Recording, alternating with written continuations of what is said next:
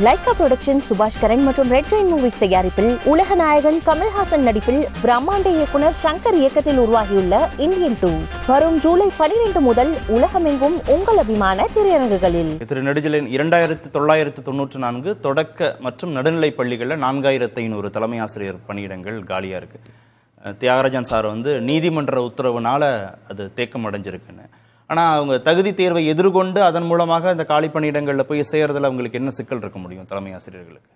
இது அவங்களோட evaluation pattern அப்படிங்கிறது ஒரு பாயிண்ட்ல இருந்தாலும் 2000 அதாவது இந்த அரசு மத்திய அரசு வர்றதுக்கு முன்னாடி ஒரு 5 பில் பெண்டிங் இருந்தது. ஒன்று entry and operation of foreign university bill, இன்னொன்று இந்த லீகல் ரிலேட்டட் டு எஜுகேஷனை கோர்ட்லேருந்து தனியாக பிரிக்கணும்.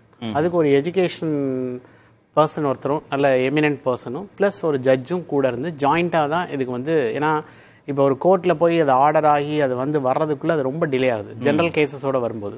ஆனால் எஜுகேஷன் ட்ரிபுனல்னு தனியாக ஒன்று ஆரம்பித்து இதை தனியாக பிரிக்கணும் அப்படிங்கிறப்ப இதே பிஜேபி கவர்மெண்ட் தான் அதை டோட்டலாக அப்போஸ் பண்ணாங்க. அந்த மாதிரி கொண்டு வரக்கூடாது, கொண்டு வந்தால் அது லீகல் இதாகும் அப்படின்னா. பட் இன்றைக்கி கல்வியில் உள்ள சிக்கல்கள் இது யாரை பாதிக்குதுன்னா மாணவர்களை கொண்டு போய் பாதிக்குது, அவங்களோட கல்வியின் தரத்தை போய் பாதிக்குது. பெற்றோர்கள் எவ்வளவோ கனவோட என் குழந்தைக்கு வசதி இல்லாதவங்க அவங்களோட ட்ரீம் வேறு, என் குழந்தைக்கு எப்படியாவது கல்வி கொடுக்கணும் அப்படிங்கிறதான் எல்லா பெற்றோர்களோட தாக்கங்கள். அந்த குடும்பங்கள் அவங்க எவ்வளோ கஷ்டப்பட்டு குழந்தைய பள்ளிக்கு அனுப்புகிறாங்க. அந்த பள்ளியில் அதாவது அகடமிக் லீடர்ஷிப் அந்த ஹெட் இல்லை அப்படின்னா அந்த பள்ளி எப்படி அதனோட பேசிக்கலி அதனோட ஃபங்க்ஷன்ஸ்லாம் எப்படி இருக்குங்கிறத நம்ம நினச்சி கூட பார்க்க முடியல. ஏன்னா ஒரு தலைமை இல்லாத இடத்துல அந்த இடத்துல எல்லாருமே அவங்கவுங்களுக்கு ஒரு இஷ்டத்துக்கு ஏற்ற மாதிரி பண்ணாங்க அப்படின்னா ஒரு டீச்சர் டீச் பண்ணலாம், ஒரு டீச்சர் டீச் பண்ணாமல் இருக்கலாம், அந்த டீச்சரை யாரும் கேள்வி கேட்க முடியாது. அப்போ அந்த குழந்தைக்கு சரியான முறையான கல்வி போகிறதில்ல. ஆனால் கவர்மெண்ட் நம்ம நிறைய செலவழிக்கிறோம், நம்ம கிட்டத்தட்ட ஒரு 44,000 கோடி நம்ம எஜுகேஷனுக்கு செலவழிக்கிறப்ப இந்த இடத்துல இந்த ஃபேக்டர்ஸை ஃபில் பண்ணுறதுக்கு லீகல் டேர்மாக இல்லை நம்ம உள்ளே போயிட்டோம் அப்படின்னா இது பாதிப்புகள் ஒட்டுமொத்த இப்போ இன்னைக்கு கொரோனாக்கு அப்புறம் கிட்டத்தட்ட 6 லட்சம் குழந்தைகள் அதிகமாக சேர்ந்தாங்க இல்லையா இருந்தாங்க. ஏன்னா அரசு பள்ளியில் பணம் இல்லை, அட்லீஸ்ட் இங்கே போனால் நமக்கு கொஞ்சம் சேவ் பண்ண முடியுது அப்படின்னு அந்த குடும்பங்கள் எதெல்லாம் விளிம்பு நிலைக்கு கீழே இருக்காங்களோ, யாரெல்லாம் கல்வியில் கனவு என் குழந்தை படிக்கணுங்கிற ஆசைப்படுறாங்களோ அவங்களால அவங்களோட வருமான சுருக்கத்துக்காக அவங்க அந்த குழந்தைங்களை அரசு பள்ளி கொண்டு வந்தாங்க. அது ஒரு நல்ல முயற்சி. பட் அந்த முயற்சி வரும்பொழுது அந்த இடத்துல நம்ம ஒரு ஸ்ட்ராங் பர்சன் என்னெல்லாம் பிரச்சனைகளை லிஸ்ட் பண்ண வேண்டியதாக இருக்குது அரசு பள்ளிகள்னா? அரசு பள்ளியில் நிறைய பிரச்சனைகள் இருக்குது. இப்போ நீங்கள் ஒவ்வொரு சாருக்கு தெரியாது இல்லை, இஎம்ஐஎஸ்னு ஒன்று கொடுக்கணும். நம்ம பேசிக்கலி அதில் எல்லா டீச்சரையும் நம்ம அதை என்டர் பண்ண சொல்கிறோம். இந்த டேட்டாவை ஃபுல்லாக என்டர் பண்ணுறது டீச்சரோட வேலை கிடையாது. டீச்சர் டீச் பண்ணணும், குழந்தைங்களோட நிறைய இன்ட்ராக்ட் பண்ணணும். டீச்சர் எவ்வளோ கேட்டேன்னா அம்மா அப்பாட்ட இருக்கிறத விட அந்த குழந்தை டீச்சர்கிட்ட தான் அதிகமாக இருக்குது. அந்த குழந்தை ரோல் மாடலே டீச்சரை தான் பார்க்குது. அப்போ அந்த டீச்சரோட டைம் சில்ட்ரனுக்கு கொடுக்க முடியல. இன்றைக்கி போர்ஷன்ஸே டீச்சர்ஸ்னால கம்ப்ளீட் பண்ணுறதுக்கு எனக்கு தெரிஞ்ச ஹையர் எஜுகேஷன் டீச்சர்ஸ் எல்லாமே +1+2 டீச்சர்ஸ்லாம் முடிக்க முடியல, அந்த போர்ஷனை முடிக்க முடியல. போர்ஷனும் ஹெவியாக இருக்குது, அவங்களுக்கு டைமும் கிடையாது. இதில் நீங்கள் அவங்கள உட்காந்து டேட்டா என்ட்ரி பண்ணுங்கள், இதெல்லாம் நீங்கள் டெய்லி பண்ணுங்க அப்படின்னா இதனோட அவுட்கம் இந்த டீச்சர்ஸ்க்கு நம்ம ப்ராப்பராக நம்ம தமிழ்நாடு முழுவதும் நடத்துறதுல அவங்களால கவனம் செலுத்த முடியாது. இப்போ நீங்கள் இந்த ரிப்போர்ட் கொடுக்கலன்னா அதுக்கு பயங்கரமாக அவங்க டீச்சர்ஸ் மேலே நம்ம ஆக்ஷன் எடுக்கிறோம், எல்லாம் பண்ணுறோம். பட் இது இன்னொரு ஒரு தேர்ட் பார்ட்டி நீங்கள் ஒரு பர்சனை அவங்களே ஒரு இது பண்ணி இது நிறைய மாடல் மெத்தடாலஜிஸ் கண்டுபிடிக்கலாம். உதாரணத்துக்கு நம்ம ஸ்டூடெண்ட்ஸே நிறைய ஸ்டூடெண்ட்ஸை எடுத்து ஒரு குரூப்பை எடுத்து யாரெல்லாம் நல்ல ஸ்டூடெண்ட்ஸ் இருக்காங்களோ அவங்களோட ஒரு டீச்சரோட சூப்பர்விஷனில் இதெல்லாம் பண்ணி அந்த பையனுக்கே நீங்கள் ஒரு சம்பளம் கொடுக்கலாம். அரசு பள்ளியில் இந்த மாதிரி எவ்வளோக்கு எவ்வளோ நீங்கள் மாணவர்களை கான்ட்ரிபியூஷனை உள்ளே கூட்டிகிட்டு வரீங்களோ. ஏன்னா அதில் ஒரு 4 பசங்கள் நல்லா கண்டுபிடிக்க முடியும். ஒருத்தர் ஒரு குரூப் பண்ணிவிட்டு அடுத்த குரூப் ஃபில்டர் பண்ணி தேர்ட் குரூப் அதை கம்ப்ளீட் பண்ணுற மாதிரி வச்சா அந்த பணத்தை கவர்மெண்ட் கம்மியாகவே செலவழிக்கலாம். இந்த டேட்டா இந்த நிர்வாக ரீதியாக நிறைய வேலை பார்க்குறாங்க ஆசிரியர்கள் சொல்கிறீங்களா? இப்போ தான் அந்த வேலைகளை பார்க்குறாங்களா? இப்போ தான் எலக்ட்ரானிக் மேனேஜ்மெண்ட் இன்ஃபர்மேஷன் சிஸ்டம்னு ஒன்று கொண்டு இது இந்த டேட்டாங்கிறது இன்றைக்கி ஸ்டாட்டிஸ்டிக் இன்ஃபர்மேஷன் சென்ட்ரல் கவர்மெண்ட்டும் கலெக்ட் பண்ணுது, ஸ்டேட் கவர்மெண்ட்டும் கலெக்ட் பண்ணுது. பட் அவுட்கம் என்ன அப்படின்னு பார்த்தீங்கன்னா இது எனக்கு தெரிஞ்ச வரைக்கும் இது ஒரு பொலிட்டிக்கல் ரீசனால தான் நம்ம போயிட்டு இருக்கோம்னு தோணுது. அந்த ஸ்டூடெண்ட்டோட எல்லா டேட்டாவையும் வச்சு இது நான் என்ன சொல்றேன்னா அந்த காலத்தில் அவர் பெருந்தலைவர் காமராஜ் அவர்கள் அவர் மதிய உணவு திட்டம் கொண்டு வரேன்னா எத்தனை பேர் கொடுத்தேன் என்னெல்லாம் அவர் எதையும் கவுண்ட் பண்ணி இந்த நம்பர்ஸை வச்சு அவங்க அரசியல் பண்ணல. குழந்தைங்களுக்கு போகணுங்கிறது மட்டும்தான் கருத்து இருந்தது ஒழிய அதில் அந்த குழந்தைங்களுக்கு எல்லா குழந்தைங்களுக்கு போகணும் அப்படிங்கிற மாதிரி இருந்த வழியே இதை வச்சு நான் நாங்கள் இத்தனை பேர் நீங்கள் அதாவது சோஷியல் பெனிஃபிட்ஸை தயவுசெய்து நம்ம மெஷர் பண்ண வேண்டாம். அதை மெஷர் பண்ண நம்ம இத்தனை சைக்கிள் கொடுத்தோம், இத்தனை லேப்டாப் கொடுத்தோம் அப்படிங்கிறத விட அதனோட அவுட்கம் என்ன, இதில் கொடுத்து நம்ம எவ்வளோ குழந்தைங்க அதில் பெனிஃபிட் ஆகிருக்கு அந்த பெனிஃபிட்டை பற்றி பேசலாம். நம்ம அதை அடுத்த லெவல் போகணும். அதாவது நான் என்ன சொல்கிறேன்னா தமிழ்நாடு கல்வியில் நம்ம ஓரளவுக்கு மற்ற மாநிலங்களோட நல்லா வளர்ந்துட்டோம் அப்படிங்கிறதுக்காக நம்ம வந்து மற்ற குறைந்த மாநிலங்களை வந்து நம்ம கம்பேர் பண்ண வேண்டாம், உலக நாடுகளோட கம்பேர் பண்ணுங்க. இந்த பாப்புலேஷன் வேர்ல்ட்லேயே கிடையாது. இந்த குழந்தைங்க வந்து நம்ம ஊரில் தான் நல்லா படிக்க குழந்தைங்க டெவலப் கம்பேர் பண்ணணுன்றீங்களா? இல்லை, அவங்களுக்கு கல்வியை முறையாக நல்ல வழியாக அந்த குழந்தைங்களுக்கு, அதாவது இந்த குழந்தைங்களுக்கு வந்து அட்பார் வித் இன்டர்நேஷனல் ஸ்டாண்டர்டுக்கு நீங்கள் எஜுகேஷனை கொண்டு போகணும் அப்படின்னா ஆசிரியர்களோட தரத்தையும் நம்ம உயர்த்த வேண்டியிருக்கு. அது வந்து நம்ம வந்து இது டெஸ்ட் வச்சு தான் அப்படின்னு கிடையாது, நிறைய மெத்தடாலஜிஸ் இருக்குது. டீச்சர்ஸோட எக்ஸ்பீரியன்ஸஸ் வந்து நம்ம வந்து டீச்சர்ஸும் நிறைய இருக்காங்க. இப்போ நீங்கள் நிறைய பேர் வந்து மெரிட்டில் வந்த டீச்சர்ஸும் இருக்காங்க, நிறைய பேர் பொலிட்டிக்கலாக அப்பாயின்ட் பண்ணி வந்த டீச்சர்ஸும் இருக்காங்க, நிறைய பேர் பிஎட்டே படிக்காமல் காலேஜுக்கு போகாமல் கூட நான் பிஎட் சர்டிஃபிகேட் வாங்கி கொடுத்த டீச்சர்ஸ் இருக்காங்க. இந்த மிக்ஸ் தான் ப்ராப்ளம். இந்த மிக்ஸ் தான் கல்வியில் வந்து குவாலிட்டியை வந்து அஃபெக்ட் பண்ணுது. இந்த குவாலிட்டியை அஃபெக்ட் பண்ண பின்ன பெனிஃபிட்ஸ் வந்து யாருக்கு போய் கிடைக்க மாட்டேங்குதுன்னா குழந்தைங்களுக்கு போய் கிடைக்க மாட்டேங்குது. சரி, ஒரே ஒரு இடம். அப்போது இந்த மாதிரி பலவிதமான நியமனங்களுக்குள்ள ஆசிரியர்கள் வருகிற போது ஒரு தலைமை ஆசிரியர் ஒரு பள்ளியை நிர்வாகம் பண்ண போகிற ஒரு தலைமை பொறுப்புக்கு ஒருத்தரை தேர்வு செய்கிற போது அங்கேயே எங்களுக்கு தேர்வு வேண்டாம் அப்படின்னா இந்த மாதிரி மிக்சடாக வருகிற போது அதே மாதிரியான ஒரு ஃபார்மில் கூட அவங்க பள்ளியோடைய தலைமை பொறுப்புக்கும் போயிடாங்க இல்லையா?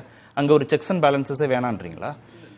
இப்போ நீங்கள் அப்பாயின்மெண்ட்ன்றது நேரடியாக வெளிப்புறத்துலேருந்து நேராக உள்ளே வருவார். தலைமை ஆசிரியர் பணியிடம்ன்றது ஒரு ஆண்டு 2 ஆண்டுலாம் யாருக்கும் கிடைச்சிருந்தெல்லாம் கிடையாது. கிட்டத்தட்ட ஒரு 10 ஆண்டுகள் 15 ஆண்டுகள்லாம் இருக்கும்.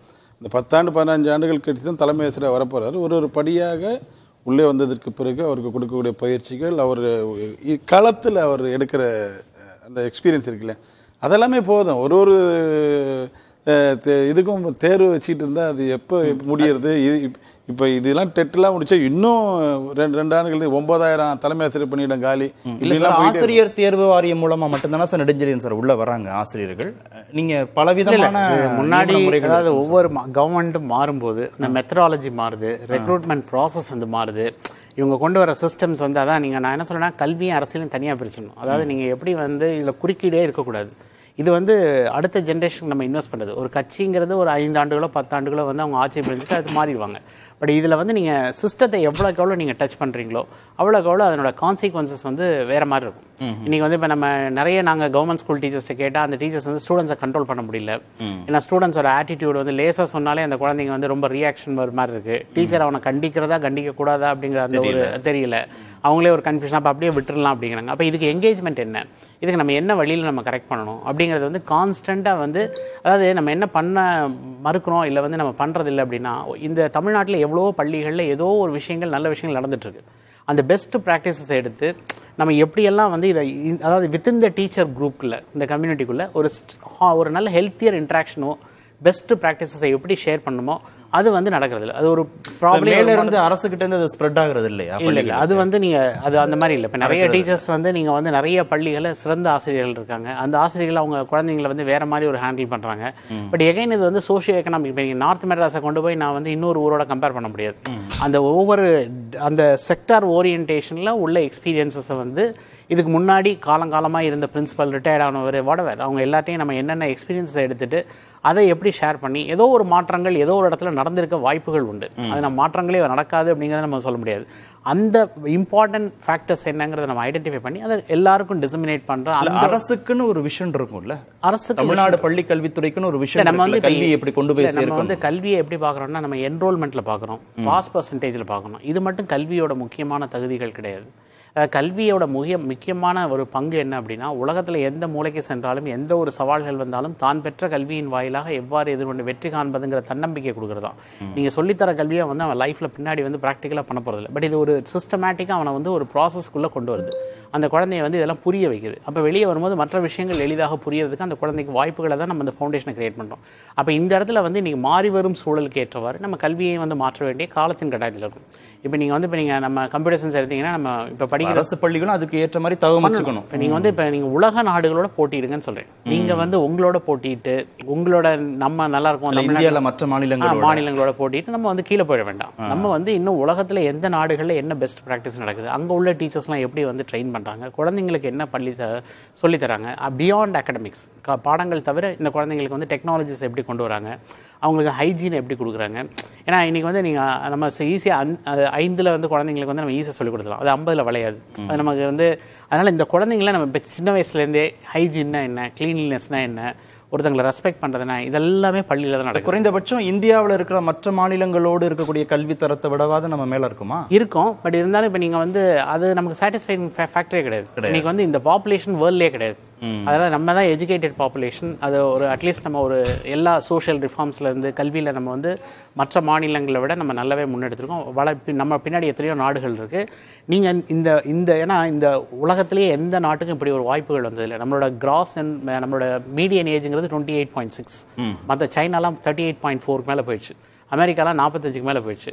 அப்படின்னா வயோதிகர்கள் உள்ள நாடுகள் தான் அதிகமாக இருக்குது. அப்போ இந்த குழந்தைகள் உள்ள இடத்துல இந்த குழந்தைங்க, அதாவது நமக்கெல்லாம் லைஃப் வந்து முடிஞ்ச போகுது, அடுத்த ஜென்ரேஷன் நல்லா இருக்கணும், அடுத்து வரக்கூடிய குழந்தைங்களோட என்வாயன்மெண்ட் நல்லா இருக்கணும், எஜுகேஷன் நல்லா இருக்கணுங்கிற அந்த ஒரு தொலைநோக்கு பார்வை இல்லை அப்படின்னா இந்த தமிழ் சமுதாயம் வந்து எங்கெங்கெல்லாம் அடிவாங்க அவங்க தான் பார்க்கணும். லைகா புரொடக்ஷன் சுபாஷ் கரன் மற்றும் ரெட் ஜெயின் மூவிஸ் தயாரிப்பில் உலக நாயகன் கமல்ஹாசன் நடிப்பில் பிரம்மாண்ட இயக்குனர் சங்கர் இயக்கத்தில் உருவாகியுள்ள இந்தியன் 2 வரும் ஜூலை 12 முதல் உலகமெங்கும் உங்கள் அபிமான திரையரங்குகளில்.